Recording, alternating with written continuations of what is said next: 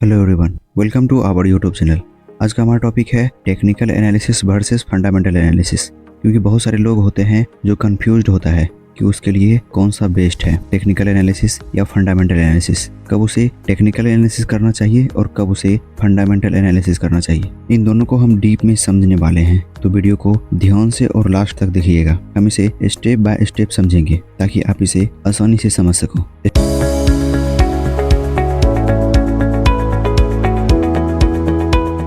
Step number 1, can I say that fundamental versus technical analysis.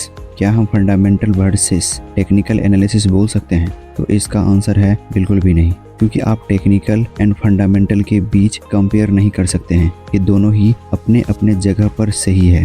Technical analysis भी best है और fundamental analysis भी best है। Step number 2, type of way to growing wealth.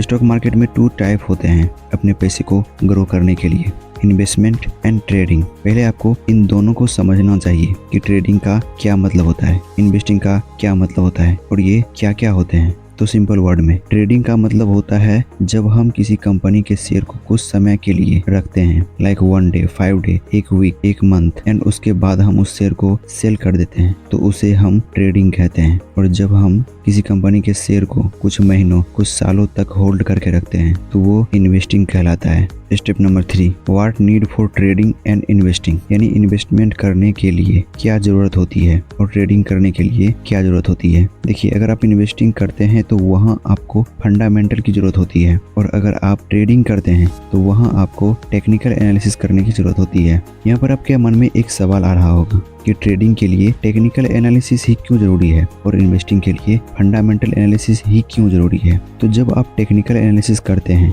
तो आप past और present के प्राइस का एनालिसिस करके फ्यूचर के प्राइस का प्रिडिक्शन करते हैं। और जब आप फंडामेंटल एनालिसिस करते हैं तो वहाँ पर कंपनी के मॉड्यूल को समझना पड़ता है कि कंपनी के किस टाइप की बिजनेस होती है, कंपनी की सेलिंग कैसी है, उसकी मैनेजमेंट कैसी है, ये सभी चीज़ों को देखना पड़ता है। Step number 4, who are the best for you.